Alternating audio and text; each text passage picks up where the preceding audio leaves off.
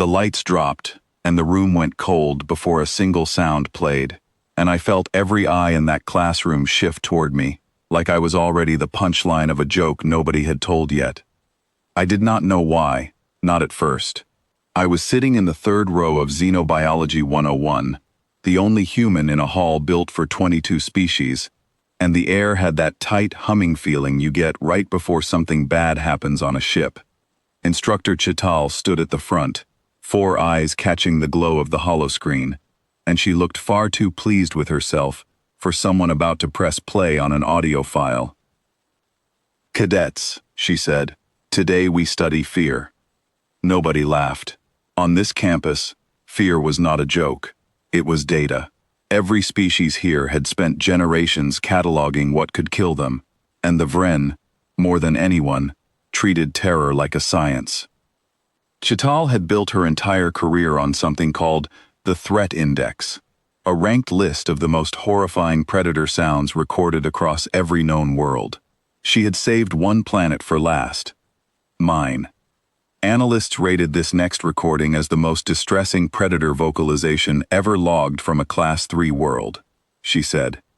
3 separate research teams asked that it only be played in controlled settings. My stomach dropped, not because I was scared, but because I had a very bad feeling I knew exactly what was coming, and I was right. She hit play. A lion roared through the speakers, low and rolling, the kind of sound that shakes your ribs a little if you are standing close enough to a real one. On the screen behind her, golden grass swayed under an orange sun, completely harmless, completely familiar. Then the room fell apart. A Threll cadet named Doran, built like a small tank with plated shoulders, and a reputation for staying calm through anything, shot straight up out of his chair legs screeching against the floor. 2 Osuni sisters near the window locked into place so fast, it looked like someone had hit pause on them mid-breath. Something with a long spine and rows of glowing patches along its back, I never did learn her name, went dark one patch at a time, like a string of lights being switched off down her body. A small feathered girl in the back row folded forward and pressed her face flat against the desk and did not move again. Chital watched all of this with the expression of a scientist whose hypothesis had just been proven correct in front of witnesses. Then she turned to me. "Cadet Osei," she said, savoring it, "does this affect you the way it is affecting them?"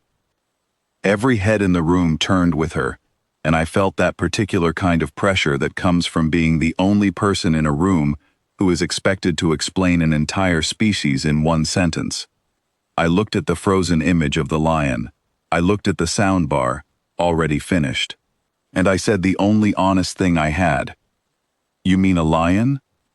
Chital blinked, slow, all 4 eyes in sequence, the alien equivalent of a long, uncomfortable pause.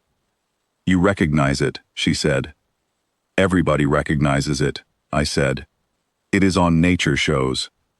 There is one at the zoo back home. I have heard that exact sound on a normal afternoon while eating lunch." Doran, still standing, still breathing hard, turned toward me with something between horror and disbelief written across his plated face. "You have heard this," he said, in person, more than once, on purpose. "From behind reinforced glass," I said, "not exactly in the open." "Glass," repeated one of the Osuni sisters, finally unfreezing enough to speak.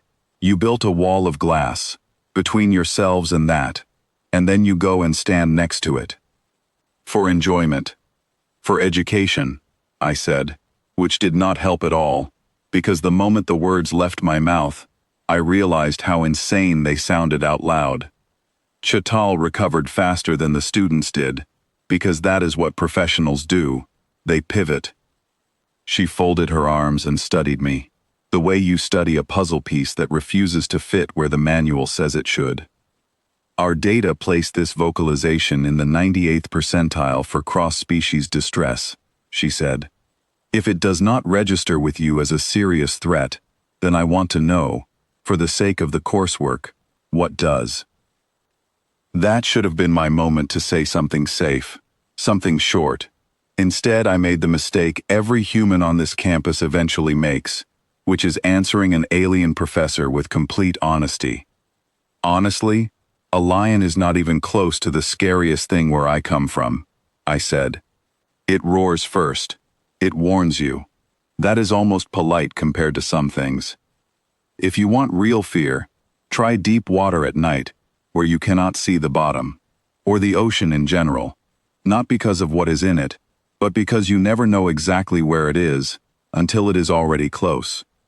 Or a noise in your own house at 3 in the morning when you are supposed to be the only one home. That is not even an animal.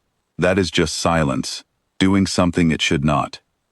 The room had gone completely still, more still than it had been during the roar itself.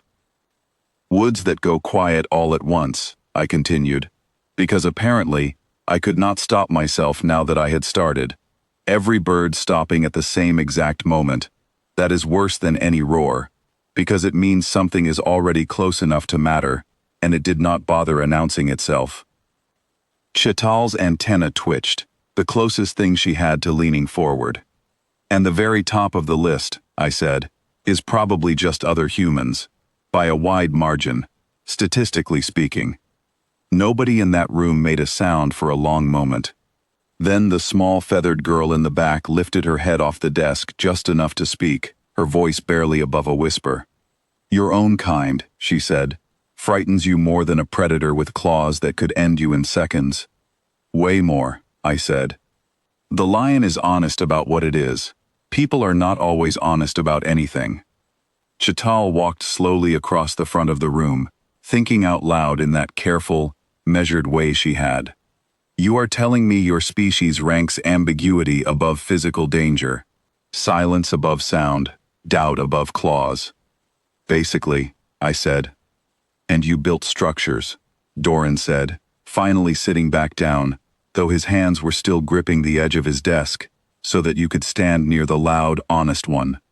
Voluntarily, on weekends. Some of us bring snacks, I said. Nobody laughed, which told me exactly how far this conversation had already gone off the rails, and I decided the smartest move left was to stop talking entirely. Chital ended class 11 minutes early that day, muttering something about needing to revise the threat index before the next module, and the students filed out slower than usual, glancing back at me like I was a display case they were not quite ready to walk past yet. The feathered girl paused by the door on her way out and asked, in a small, careful voice, whether it was true that some human homes did not even lock. I told her the truth, that some did not have proper doors at all, historically speaking, and immediately regretted it, because her eyes went wide, and she hurried out before I could explain that things had changed quite a bit since then. 3 days later, I got called into Chital's office, which is never a great sign, no matter what species is calling you in.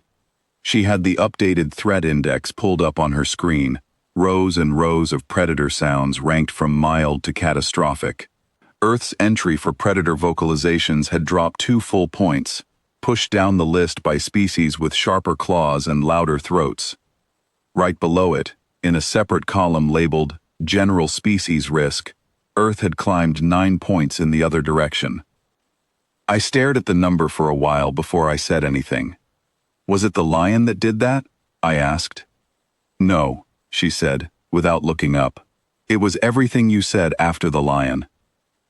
She told me, in that flat, careful tone she used when she was choosing her words with real precision, that her department had spent 3 years trying to understand why human colonies rarely needed the kind of perimeter defenses other species relied on, and why human ships carried fewer weapons per crew member than almost anyone expected, and why, despite all of that, no serious species had ever tried to test that theory in the field. We assumed it was confidence, she said. Now I understand it is something closer to knowledge. You already know exactly what the most dangerous thing in the room usually is, and it has never been the lion. I did not know what to say to that, so I did not say anything at all. Word got around campus fast after that, faster than I expected for something that started as one awkward answer in one ordinary class. Cadets from other courses started giving me a bit more space in hallways. Not unfriendly exactly, just careful, the way you are careful around something you have decided not to test. A Threll cadet I had never met stopped me outside the mess hall and asked, dead serious, whether it was true that some humans could stay completely calm while doing something quietly terrifying to another human, without raising their voice even once. I told him it happened more than people like to admit, and he nodded slowly and walked away looking like he had just learned something he wished he had not.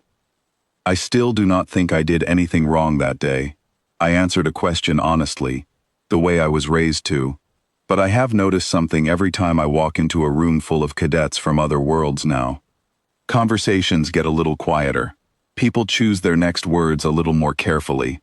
And somewhere in the back of the room, someone always remembers that I am the one who told an entire class that the roar was never the scary part, that the real thing worth watching out for had two arms, a calm voice, and absolutely no reason to warn you first.